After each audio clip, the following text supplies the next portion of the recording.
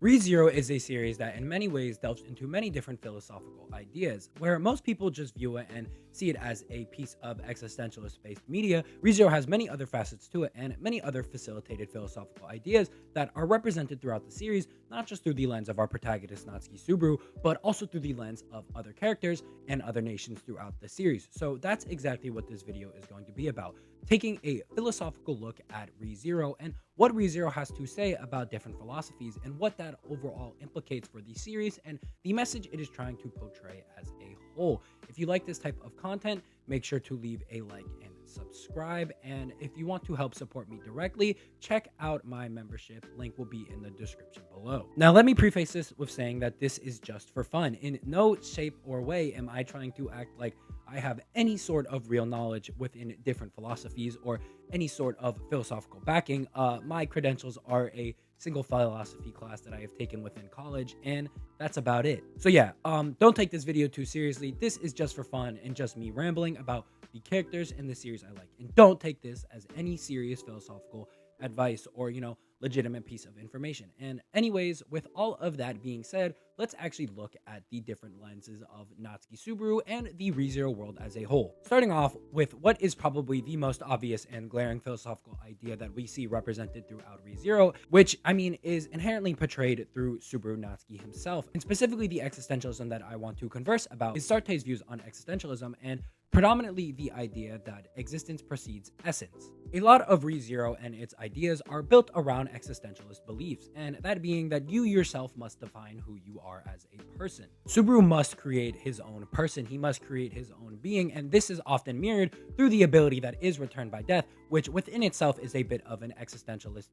topic or concept. Being that Subaru is thrown into a new world and a new reality within a sense, within every single time he resets using return by death, and it is up to him and solely him to determine who he is as a person, determine his existence. So much of ReZero, and more specifically the beginning arcs of ReZero, such as arcs 1 through 3, is built around Subaru doing as such. It's built around Subaru trying to determine what is good, what is bad, and try to fulfill a set of values that within a sense is lacking, as when Subaru came to the ReZero world, he felt as if he had no purpose, no existence, and was going through a bit of an identity crisis due to the constant comparisons he faced to his father within his own world. As such, Subaru goes through a series of existentialist-based values and challenges when transported to the ReZero world, being that Subaru must find and create an identity for himself, one that he could stick through and one that he can only do himself, and a life that he can only build up through his own actions, which at its core is very reflective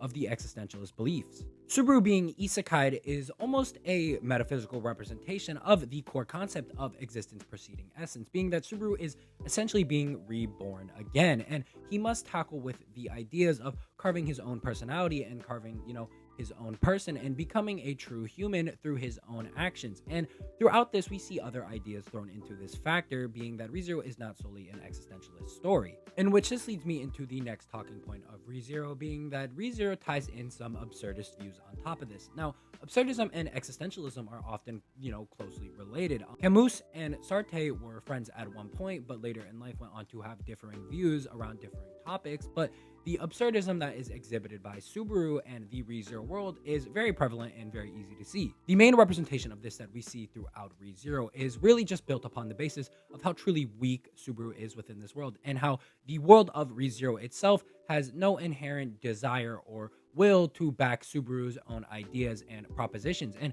we see this often represented throughout the beginning arcs and continuously over and over again throughout the series, as Subaru is quite literally the weakest man in a world full of magic and power and strength. Where Subaru is constantly looking at external factors to find meaning within this new world and to find, sufficient ways to boost his identity as a person, he continuously, time and time again, comes up short and comes up lacking, which ultimately leads him to the idea and the revelation that he needs to start from zero. And instead of looking outward for answers and trying to model himself after other people, such as his father or Reinhard or, the people he grew up watching within these isekai, Hollywood fantasies he watched growing up, as a Hakikimori, he needs to look inward and find out really who is Natsuki Subaru deep down inside and what type of man does Natsuki Subaru want to be, and instead cultivate a person that arises from that. Through this, and mainly through Subaru's suffering, this is extremely reflective of Camus's own ideas of revolting, as despite Subaru's suffering and dying over and over and over again, I mean,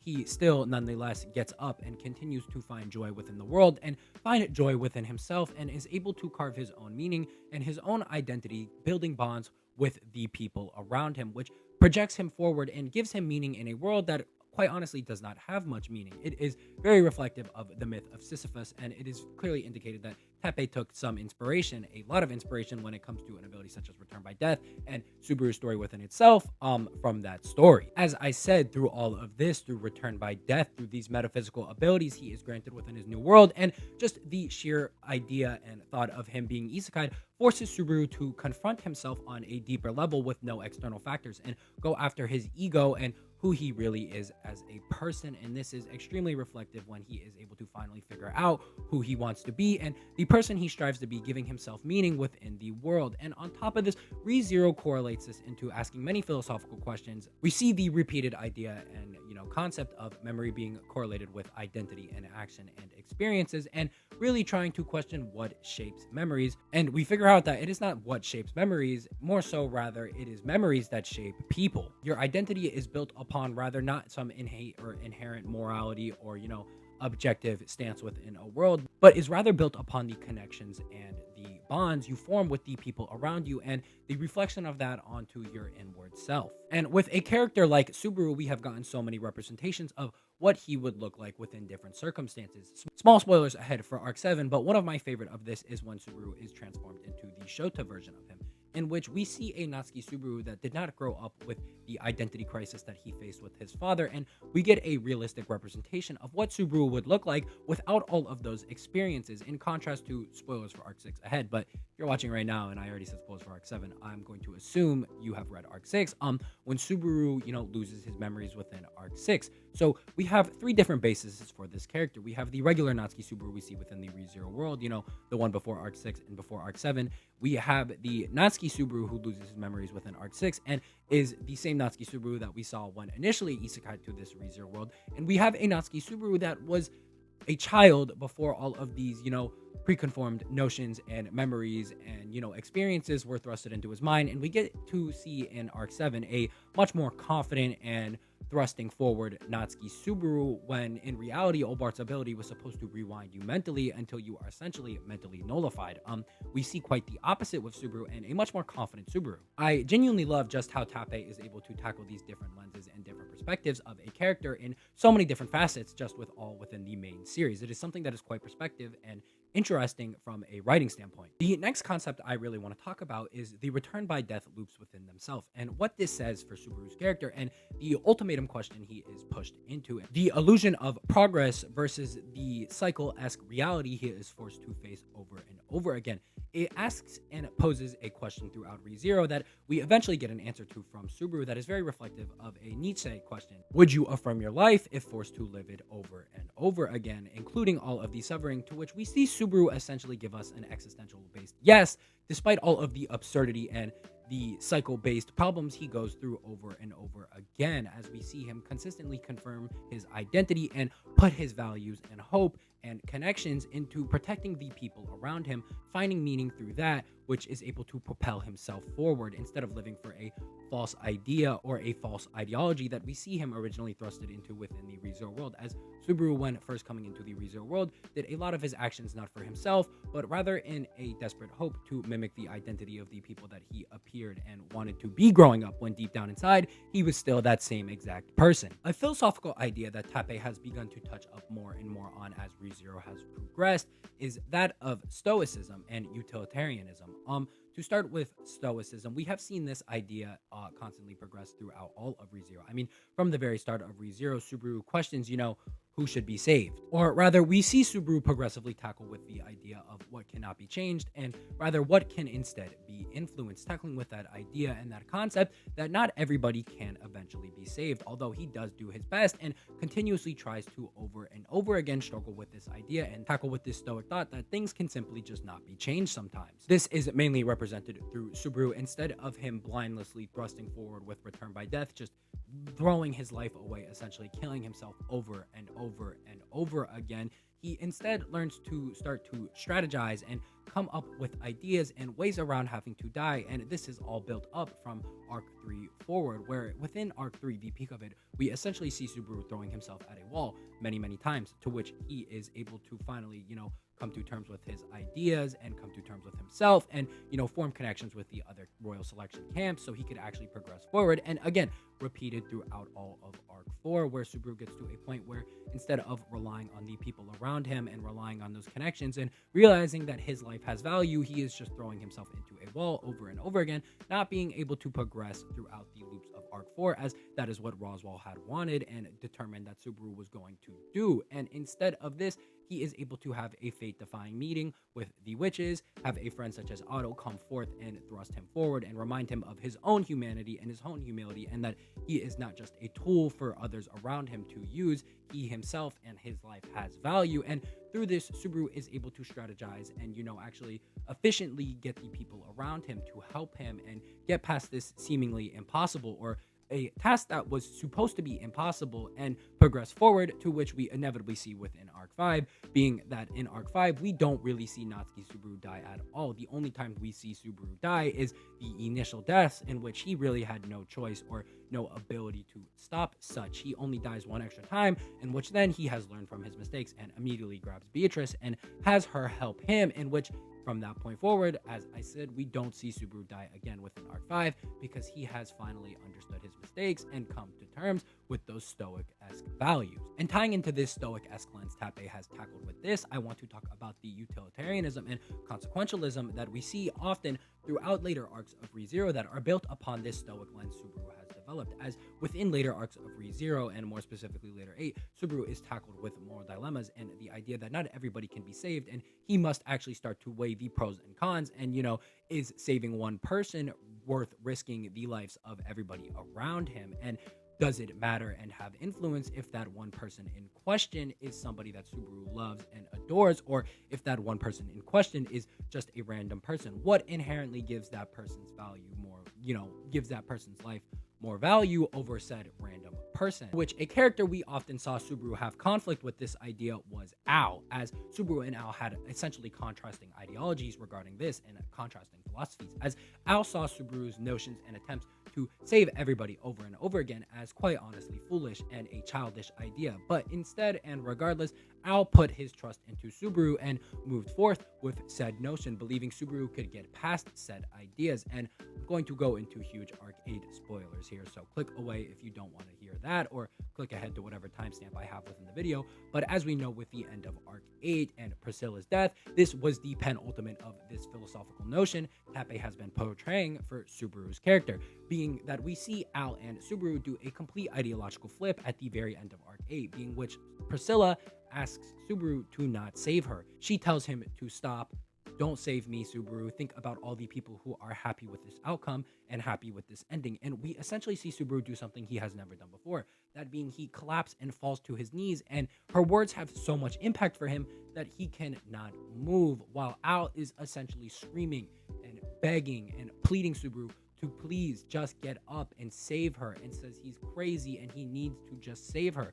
For Ao, this is probably the biggest punch in the face that could have possibly been given. I mean, a guy that has continuously risked the lives of many people over and over again just to save one specific person or save a person in question, now finally switching up on that ideology when it is the person that you want to be saved the most and the person that you love the most. It is Subaru coming to terms with the idea and the conflict that has been portrayed through all of arc 7 and arc 8, being that Natsuki Subaru can still be a hero without saving everybody, per se. And despite him not being able to save Priscilla, Subaru still did good, and him not saving Priscilla did good and saved many other people in return. Whereas Ao sees this as a complete collapse of ideology and ideals, in which this leads us to arc 9, which again, arc 9 spoilers ahead, but if you've read arc 8, you've probably read arc 9 and know what happens. We see a complete ideological switch up from Ao, and essentially him give up on all values he had contorted within the ReZero world before this, and is now the main villain of arc 9 and is trying to get rid of Subaru because of Subaru's actions and because of other motives and, time loop things and thingies that don't matter that we may not know that are based upon the story. It is this utilitarianism and consequentialism based conflict that is really the main thrusting point for arc 9 and arc 8, and the main difference between Subaru and Al's ideologies, and I am extremely excited for where this is going to go as the series propels forward and we get more dialogue between the two characters, because I doubt we have seen the very last of it. The last couple of major ones that I really want to delve into is free will, determinism, and fatalism, in which a lot of the ReZero world and a lot of the ReZero characters are inherently deterministic, that being characters such as Roswell or Echidna, which is propagated by their book of the gospel and their ideas that are inherently against free will and are inherently deterministic and fatalistic, being that they believe that what is seen within the book of the gospel is something that can never be changed. It is something that is inherently going to always be the same, and is in a stark contrast to the idea of free will, which we see often represented throughout all of Arc 4, as Arc 4 within itself was a test of Subaru's own free will and a test of the book of the Gospels and a testament against fatalism and against determinism, being that Subaru is able to essentially defy fate and go against fate. The fact Subaru is able to do this essentially without using return by death at all within the second core of Arc 4 is to show that despite having an ability like return by death, which may be deterministic, branching within a sense like a multiversal version of being deterministic, he himself was able to defy the quote-unquote future and change the actions that were supposedly told to Roswell. It is a statement that we are ultimately deterministic of our own free will, and that fatalism and as such beliefs, believing that things cannot be changed and there is only one preconditioned believable future, as such Roswell was believing, is inherently not true. And like I said, the fact Subaru was able to disprove this without using the ability of return by death, whereas before within the first half of Arc 4 he was essentially spamming return by death to try to get everything he wanted while not valuing his life. It is a very good representation of free will. So yeah, despite characters such as Roswell and Echidna determining this system to be deterministic, Subaru is able to find a glance of free will and essentially prove them wrong and push his ideals forward, which is why Roswell submits himself to Subaru and essentially, helps him from that point forward throughout the series. There's a couple of other philosophical ideas and questions ReZero proposes throughout the series, mainly revolving around abilities such as return by death. And, if you live in a world that, you can repeat and redo events, do any of these events inherently have meaning? I mean, if you could just do this as many times as you want, what gives the previous one meaning? To which, in my opinion, ReZero answers yes, and it says that it is not these events that have meaning, but it is you that have meaning, and you ultimately are what determines what these events hold, the values within them, and the progression that is thrusted forward within the world is determined by you, aka Natsuki Subaru. Those were the main concepts I wanted to go over today. There is other aspects of ReZero and definitely other ideologies and philosophies that are portrayed often throughout the series, but these were just the main ones I wanted to talk about. So ultimately, ReZero is not just an existentialist-based stories. While holding many existentialist-based ideals, ReZero is a compact philosophical message that composes the differences between existentialism and absurdism and stoicism and determinism and free will and all of these other aspects that ultimately tries to portray the message and the image to, whatever demographic that it may be. And ultimately, you must love yourself and ultimately move forward through the connections you make with the people around you and realize that your life has meaning even if you feel like it doesn't. With return by death being a hyperbolic representation of the value of a life, and that your identity is never carved in place. It is constantly moving and constantly changing depending on your actions, your decisions, and your ideas, while also having that identity be reflected upon you by the outside world and the people around you. So yeah, I love ReZero. It's one of my best and favorite philosophical based series out there. I don't even know what I'm saying at this point. I'm kind of just rambling. But yeah, I hope you guys enjoyed the video. I'm a bit tired. This was definitely a fun one to make. Let me know in the comments below what you guys think. I definitely ramble on a bit at points within this video, and that's my apology. Sometimes it is hard to just convey these thoughts and, my words into words, what I'm trying to say. As you can see, I got a mic. I hope the audio quality is better for this video, as I was rocking with no mic for so long. But I finally have one now, even though it's kind of like a cheap one and a shitter, but it's still pretty good in my opinion. So yeah, let me know what you guys think below. I love ReZero. I hope you love ReZero too. Let me know what you guys want me to talk about next, and peace.